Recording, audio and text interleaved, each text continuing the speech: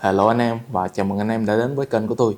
Trên tay tôi là một sản phẩm đến từ Bandai, đó chính là Shokugan Modeling Project Daireno.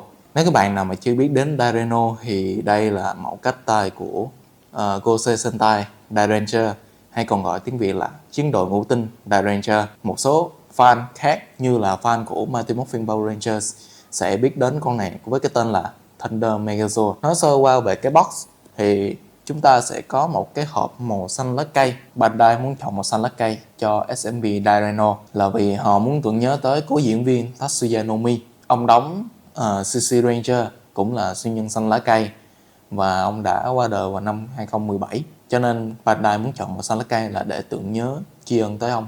Và bây giờ mình sẽ unbox và coi bên trong có gì nha các bạn.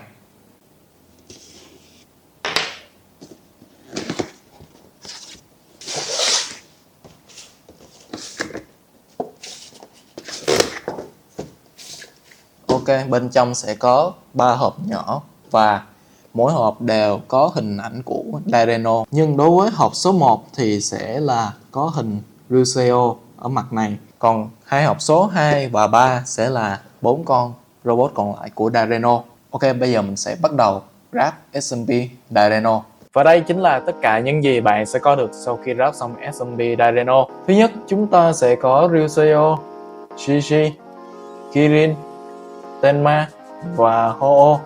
Thì đây là con rồng nè, con sư tử, con kỳ lân, con thiên mã và con phượng hoàng. Và một cái base ở đằng sau chứa rất là nhiều phụ kiện, thì cái đó mình sẽ nói sau. Và vì đây là mẫu SMP cho nên sẽ có nhiều decal để dán. Và đây là mẫu có nhiều decal nhất so với những mẫu trước. Và mẫu sản phẩm đợt này có những decal option, thì cái này dán ở đâu thì mình sẽ nói sau. Ok, bây giờ mình sẽ review từng con màu cho anh em coi nhé.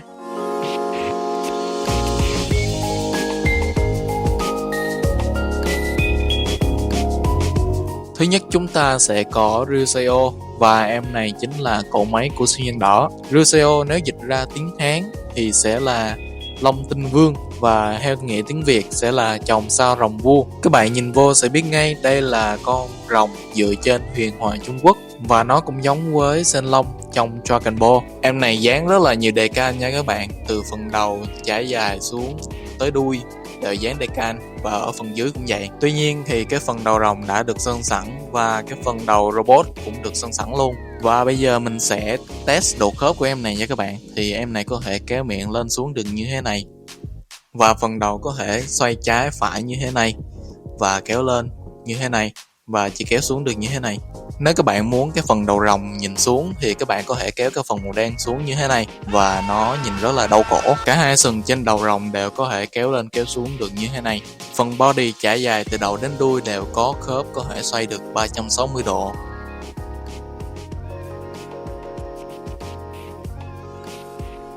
Phần tay chân của rồng có thể xoay và kéo lên kéo xuống được như thế này, và những phần ngón tay đều có thể mở ra được như thế này. Phần đuôi thì có thể xoay trái và phải, và có thể kéo lên được như thế này. Phần này có thể bẻ xuống được như thế này, và đằng sau cũng vậy. Sở dĩ em này có nhiều khớp như vậy là do em này có thể biến thành một dạng robot khác. Ngoài ra cái dạng robot này cũng chính là cái body của Daireno, cho nên cái phần khớp của em này cũng là phần khớp của Daireno luôn. Và bây giờ thì mình sẽ biến đổi em này thành dạng robot nha anh em.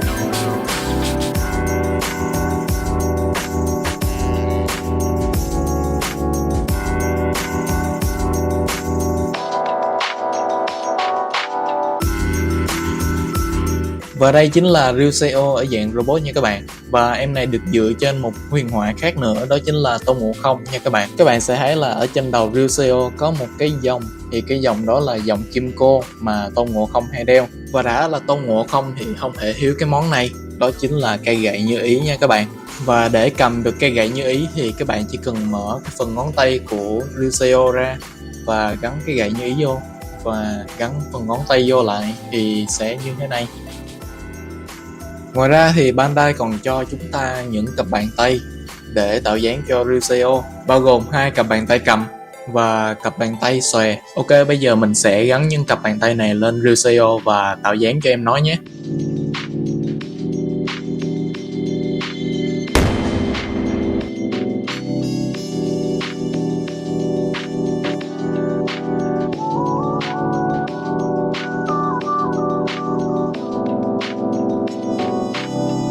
Tất cả các cặp bàn tay đều có thể quay được 360 độ.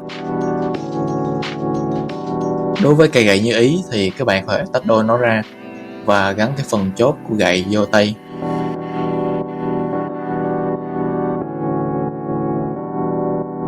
Ok, bây giờ mình sẽ tạo dáng cho em nói nhé.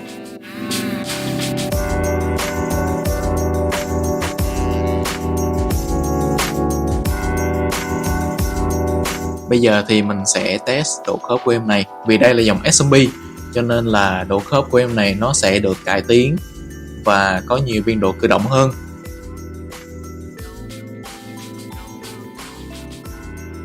Ở phần vai thì các bạn có thể kéo cái phần này ra và kéo được cái tay ra như thế này. Ở ngay phần hông thì nó sẽ có một cái chốt như thế này và các bạn sẽ kéo nó lên và có thể xoay được 360 độ luôn. Ở phần chân thì chỉ kéo lên được tới đây, do cơ chế lắp ráp thành Dynamo cho nên sẽ không kéo về sau được. Và tất cả các khớp chân của em Ryuseo.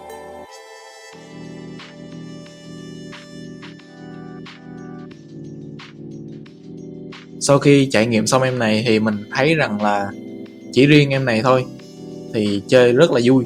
Thứ nhất là em này có nhiều khớp khiết và cũng có nhiều phụ kiện nữa. Nếu các bạn sau khi trải nghiệm em này xong thì các bạn sẽ thấy rằng là dòng SMB bây giờ đã cải tiến rất là nhiều. Tuy nhiên thì cái phần đề can thì mình không có thích tại vì nó dán rất là nhiều. Phần sơn thì lại ít tại vì những chi tiết trên con này đều rất là khó vẽ, khó sơn cho nên phải dán đề can rồi.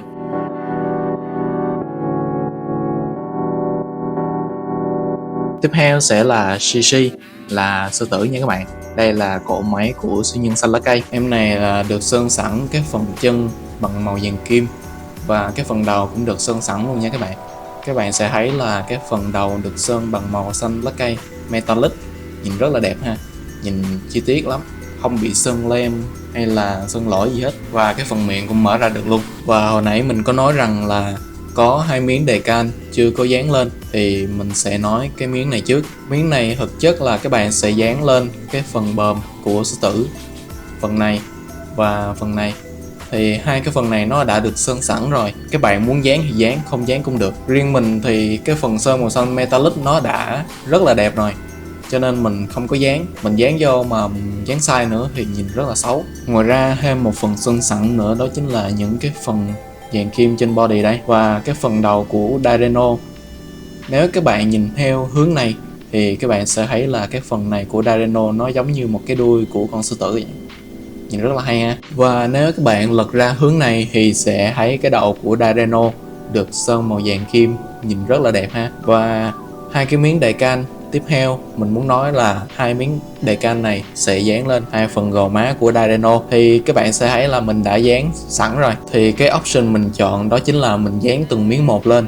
Thì cái này sẽ khó dán hơn. Nếu các bạn nào mà mới chơi, tập chơi hoặc là không biết dán thì các bạn có thể dán cái phần này, nó sẽ dễ dán hơn, đỡ phải dán từng cái một. Ngoài ra thì em sư tử này cũng dán rất là nhiều đề can nha các bạn, những đề can to rồi đề can nhỏ nữa. Và cái logo ở dưới đây không hiểu sao nhưng mà tôi thấy cái logo này nhìn quen lắm anh em.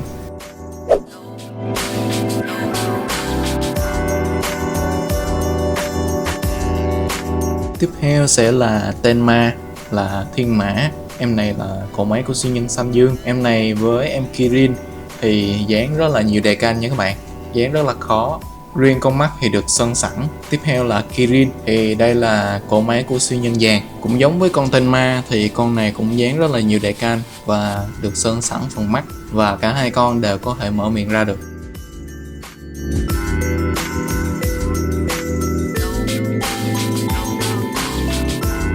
Tiếp theo là Ho-Oh, nghĩa là Phượng Hoàng. Và đây là cỗ máy của siêu nhân hồng, là của siêu nhân hồng, nhưng mà em này lại có màu đỏ giống với Ruseo. Thực chất em này là cái quần của Dyreno, cho nên em này phải là màu đỏ để nó hợp với cái body á các bạn. Em này có thể gập cổ xuống được như thế này, và kéo phần cổ lên được như thế này, và phần cánh có thể kéo xuống được như thế này, nhưng chỉ kéo lên được tới đây thôi. Ở dưới thì chỉ có hai cái chốt để gắn lên Dyreno, và cái mỏ chim có thể mở ra được. Cái phần mỏ chim, Bandai có cho chúng ta thêm một cái phần mỏ nữa để đề phòng các bạn có làm rơi hoặc làm mất thì có cái để thay thế. Tiếp đến là một cái base dành cho 5 con thú của chúng ta. Trên chiếc base này có một cái thanh màu xám, thì cái thanh này chứa tất cả các phụ kiện của Dyreno đi kèm theo. Trên chiếc base này nó có một cái chốt có thể xoay, và nó dùng để gắn với cái gậy như ý của Ruseo.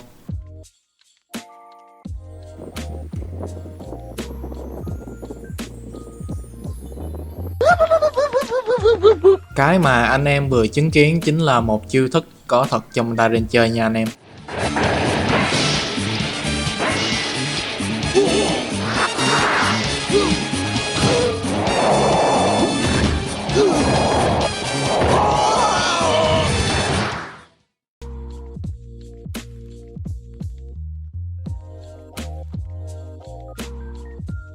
Cái việc mà Bandai cho chúng ta làm lại cái chiêu thức này nó rất là hay ha anh em. Cá nhân tôi thấy là con Ruseo chơi rất là vui, mà thêm cái chiêu thức này nữa thì càng vui thêm. Nhưng mà anh em lưu ý một cái là nếu mình xoay quá nhiều thì cái phần gậy như ý của Ruseo nó sẽ bị cong, và nó có thể dẫn đến là bị gãy. Cho nên tôi khuyên anh em là đừng có quay nhiều quá, bởi vì cây gậy nó phải chịu áp lực của con Ruseo rồi. Về cái thanh màu xám trên cái base, nó có một chức năng rất là đặc biệt mà các mẫu sản phẩm SMP trước không có, đó chính là lưu giữ phụ kiện đó các bạn. Cụ thể là tất cả các phụ kiện đi kèm theo của Dyreno đều có thể lưu trữ trên cái thanh xám này và trên cả cái base luôn. Thứ nhất là 3 cái tay của Dyreno sẽ gắn vô 3 cái lỗ này như thế này. Tiếp theo là phần mặt nạ thứ hai của Dyreno sẽ gắn vô cái lỗ đằng sau như thế này. Tiếp theo là những cặp bàn tay của Ruseo, thì Bandai có cho chúng ta một cái thanh màu đen để lưu trữ những cặp bàn tay này. Thì mình đã gắn hai cái tay rồi cho nên sẽ bị trống hai cái chỗ này. Thì cái thanh sẽ có một cái chốt ở đầu để gắn vô cái lỗ ở dưới cùng này như thế này. Tiếp theo là cái kiếm option của Dyreno, thì sẽ có một cái chốt nhỏ ở đây và các bạn sẽ gắn vào đó như thế này. Tiếp theo là thanh kiếm của Dyreno có cái chốt ở trên đây, có thể quay được 360 độ và sẽ gắn vô cái lỗ trên đây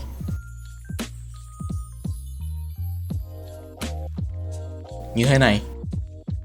Cuối cùng là cây gậy như ý của Ruseo, thì mình đã tách đôi nó ra và nó sẽ được gắn cái lỗ trên cùng như thế này. Và tất cả các phụ kiện của Dyreno đều được gắn trên đây.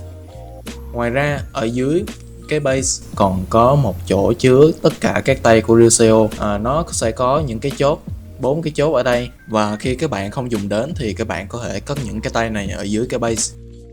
Và ở dưới còn có những cái bánh quay để cái base nó có thể di chuyển như thế này. Ngoài ra nếu các bạn để ý thì cái base này nó có hình dạng rất là lạ đúng không? Thì thực ra cái base này là dùng để cho 5 con robot chuyển hóa thành một dạng khác nữa, đó chính là cung điện Keys. Thì bây giờ mình sẽ kết hợp 5 em này thành cái dạng đó cho các bạn coi nhé.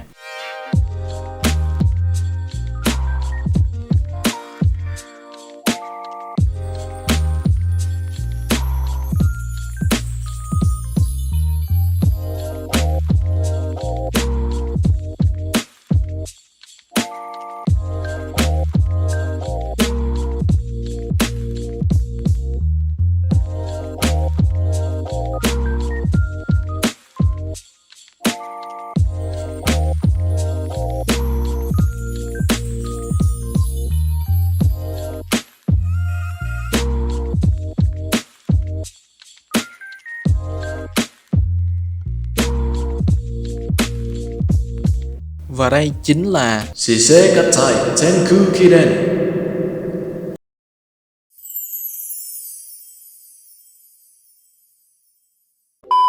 Và đây chính là cung điện Ki nha các bạn. Và đây là hợp thể của 5 con robot đứng gần lại nhau, và chỉ có Ryuseo biến thành dạng robot đứng ở giữa. Cho dù gọi là cung điện nhưng mà thực chất lại không giống cung điện cho lắm, mà thật ra là 5 con robot kết hợp lại với nhau, đứng gần lại nhau như thế này thì nó ví von như một cung điện vậy các bạn. Bởi vì bình thường các bạn thấy là cung điện nó rất là bự đúng không? Những con robot này trên phim nó cũng rất là bự, và khi 5 con này đứng gần lại nhau như thế này thì nó lại rất là giống một cung điện. Nhưng mà khi mà Ryuseo đứng ở giữa nữa thì nó lại trở thành một cái cân đổ vân cho Ryuseo, bởi vì Tôn Ngộ Không thì phải có cân đổ vân rồi. Và với những cái bánh ở dưới cái base thì cái cung điện này hoặc là cái cân đổ vân này nó có thể di chuyển quay lại. Tuy nhiên thì Ryuseo thì không có cái chốt để giữ em này, cho nên em này cứ đứng tự do vậy đó. Cho nên là khi di chuyển cái dạng này thì con Ryuseo nó sẽ rớt. Ok, bây giờ mình sẽ kết hợp thành Dareno cho các bạn nhé.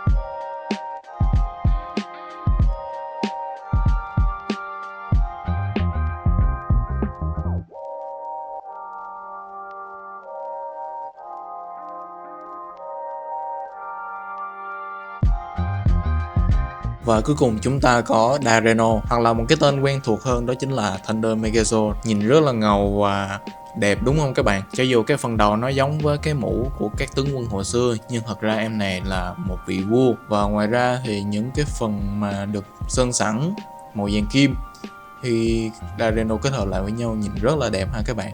Ngoài ra còn có một cái nữa đó chính là các bạn có thể mở cái phần ngực ra, và khi mở ra các bạn sẽ thấy 5 thành viên của Dairanger đang điều khiển Dareno như trong phim.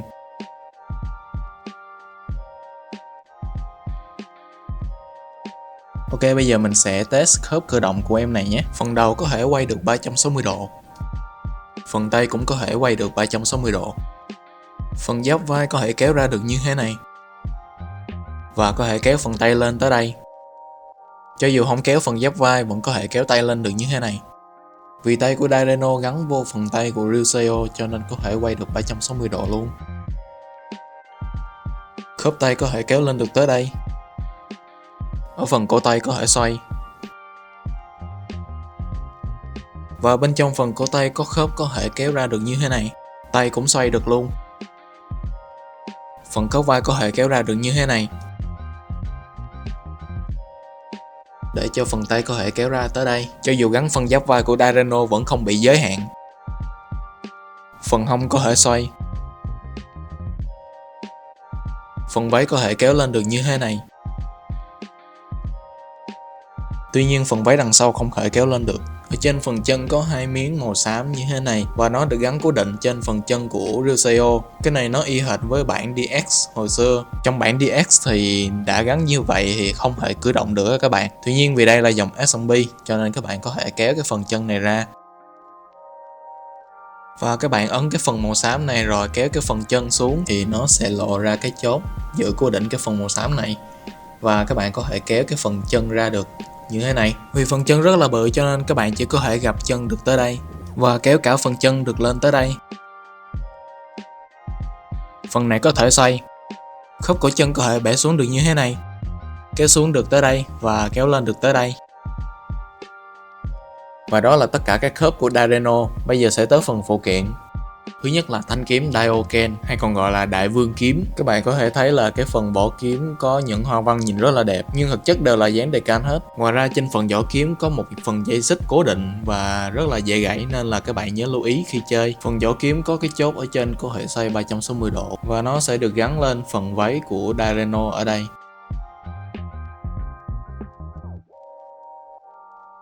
Và đây chính là thanh Daioken, cái kiếm của vị vua vĩ đại.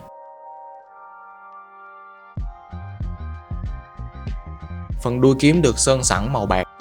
Và hồi nãy có show cho các bạn một thanh kiếm thứ hai thì thanh kiếm này được sơn màu vàng kim. Sở dĩ có thanh kiếm màu vàng kim này là khi Dyreno sử dụng tuyệt chiêu cuối của mình để kết liễu quái vật thì cây kiếm nó mới phát sáng lên. Để cầm cây kiếm này thì các bạn chỉ cần tháo cái tay cầm của cây kiếm thường và gắn vô thôi và vẫn có thể đúc vô vỏ kiếm. Kiếm thường vẫn có thể chửi được khi không dùng đến. Không chỉ vậy, Bandai còn cho chúng ta thêm một phần mặt nạ. Các bạn có thể thấy là cái phần mặt nạ này có hai con mắt phát sáng lên. Cái mặt nạ này cũng dùng khi Dyreno chuẩn bị dùng chiêu cuối luôn. Ở mặt nạ thường có cái phần miệng màu đỏ thì cái phần miệng này là của Ryuseo. Các bạn có thể tháo nó ra. Và khi gắn lên đầu của Ryuseo, các bạn vẫn có thể thấy cái phần miệng nhưng mà nó rất là nhỏ và hơi khó thấy. Cái này là làm theo cái bản DX đó các bạn. Cho nên Bandai mới cho phần miệng này là để hợp cái scale của cái con Dyreno này. Và các bạn vẫn có thể gắn cái phần miệng này vô cái mặt nạ thứ hai của Dyreno. Và để gắn cái phần mặt nạ có mắt thì các bạn chỉ cần tháo cái phần mặt nạ thường ra và gắn vô thôi. Tiếp theo là những bàn tay option bao gồm tay mở và một tay cầm bỏ kiếm. Cuối cùng là món vũ khí thứ hai của Dyreno chính là cây đai Traveling. Cụ thể là lấy cái phần đuôi của con Phượng Hoàng gắn vô cái cây gậy như ý của Ryuseo. Và để cầm thanh kiếm thì các bạn chỉ cần tháo cái tay cầm của thanh kiếm ra và gắn vô tay. Còn về phần cây đại lao thì các bạn chỉ cần tháo cái cây đại lao ra và nó sẽ có cái chốt to ở trên đây và các bạn sẽ gắn cái phần chốt đó vào cái tay. Bây giờ mình sẽ tạo dáng cho em này nhé.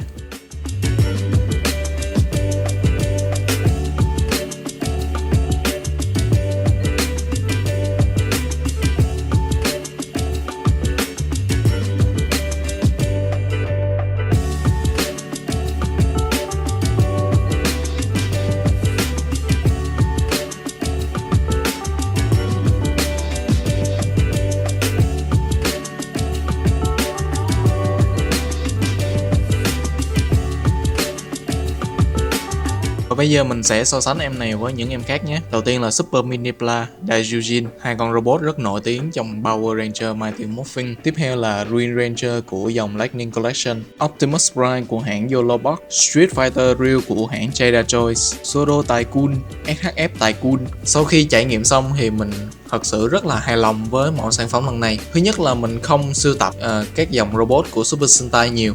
mình chỉ sưu tập các dòng action figure thôi. Và đây là lần đầu mình trải nghiệm một con Dino có nhiều khớp, nhiều phụ kiện và nhiều decal như thế này. Về phần decal thì cái phần mình không thích đó chính là như là phần chân các bạn, nếu các bạn tháo ra thì cái phần decal chân của nó sẽ bị chóc.